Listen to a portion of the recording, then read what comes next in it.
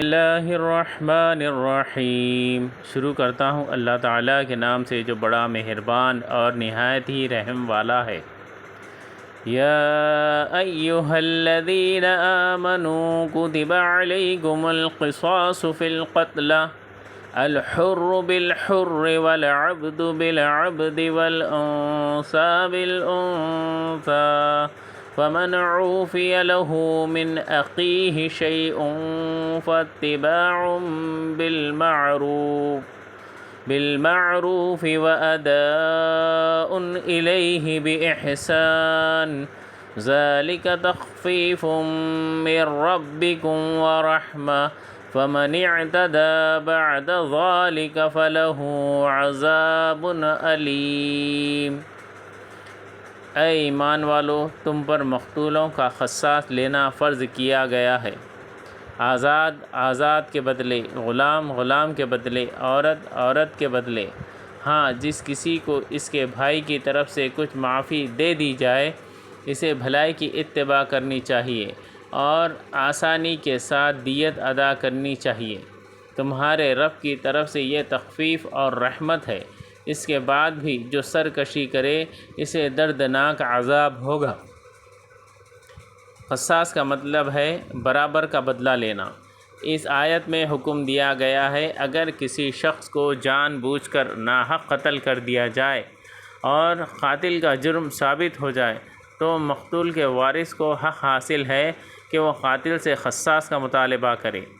جاہلیت کے زمانے میں اگرچہ قصاص تو لیا جاتا تھا، لیکن اس میں ناانصافی یہ تھی کہ انہوں نے مختلف انسانوں کے جو درجے اپنے خیال میں مقرر کر رکھے تھے، ان کے لحاظ سے اگر نچلے درجے کے کسی شخص نے اونچے درجے کے کسی آدمی کو قتل کر دیا تو ورثہ کا مطالبہ یہ ہوتا تھا کہ قاتل کے بجائے اس کے قبیلے کے کسی دوسرے آدمی کو قتل کیا جائے جو رتبے میں مقتول کے برابر ہو۔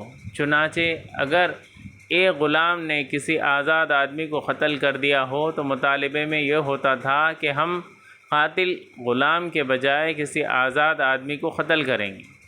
اسی طرح اگر قاتل عورت ہو اور مقتول مرد ہو تو کہا جاتا تھا کہ قاتل عورت کے بجائے قبیلے کا کوئی مرد قتل کیا جائے۔ اس کے برعکس اگر قاتل مقتول سے اوپر کے درجے کا ہو، مثلا قاتل مرد ہو اور مقتول عورت، تو قاتل کا قبیلہ کہتا تھا کہ ہماری کسی عورت کو قتل کر دو، قاتل مرد سے قصاص نہیں لیا جائے گا۔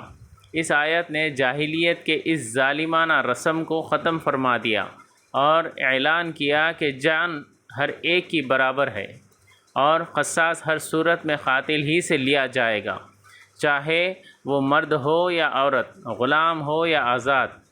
بنی اسرائیل کے قانون میں قصاص تو تھا، لیکن قتل عمد کی صورت میں دیت یا خون بہا کا کوئی تصور نہیں تھا۔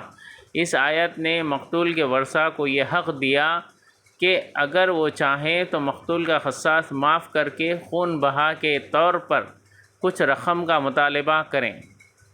ایسی صورت میں ان کو چاہیے کہ رقم کی مقدار معقولیت کی حد میں رکھیں اور قاتل کو چاہیے کہ خوش اسلوبی سے اس کی ادائیگی کرے۔ مطلب یہ ہے کہ اگر خون بہا لے کر وارثوں نے قصاص معاف کر دیا ہو تو اب ان کے لیے قاتل کی جان لینا جائز نہیں ہے۔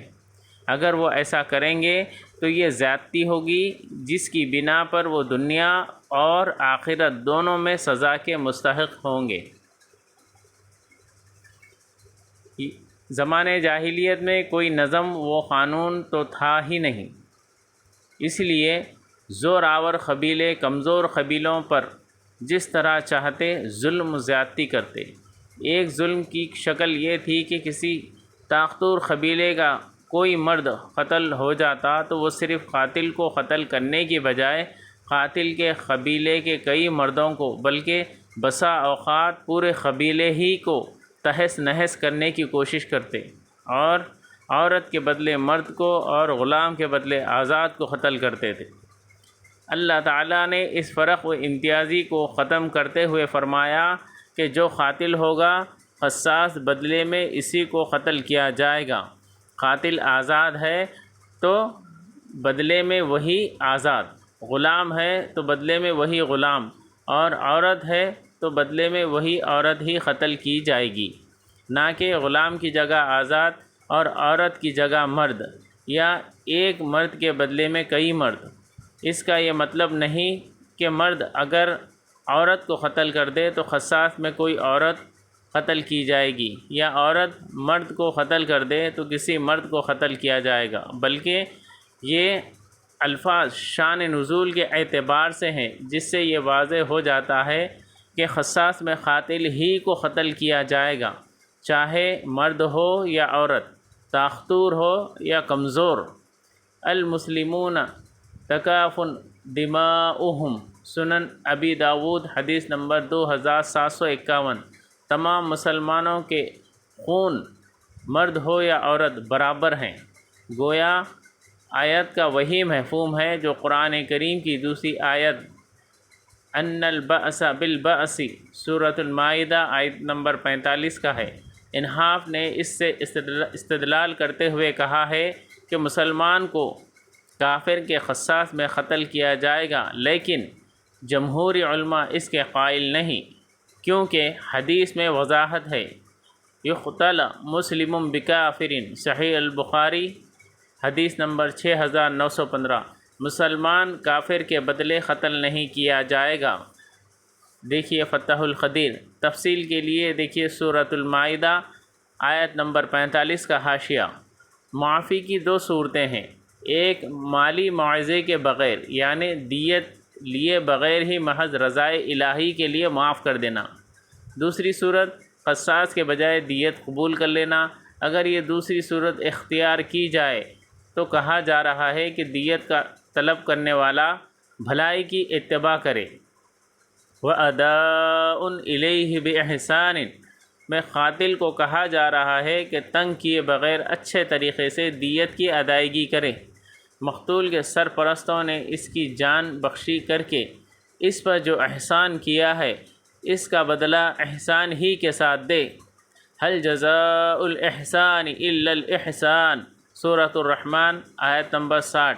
احسان کا بدلہ احسان ہی ہے۔ یہ تخفیف اور رحمت، قصاص، معافی یا دیت، تین صورتیں ہیں، اللہ تعالیٰ کی طرف سے خاص تم پر ہوئی ہیں، ورنہ اس سے پہلے اہل تورات کے لیے قصاص یا معافی تھی، دیت نہیں تھی، اور اہل انجیل عیسائیوں میں صرف معافی ہی تھی، قصاص تھا نہ دیت۔ ابن کثیر، دیت قبول کرنے یا لے لینے کے بعد قتل بھی کر دے تو یہ سرکشی اور زیادتی ہے، جس کی سزا اسے دنیا و آخرت میں بھگتنی ہوگی، کیونکہ ایسا کر کے اب وہ خود ظالم بن گیا ہے، اس لیے ظالم کی سزا کا وہ مستحق ہو گیا ہے۔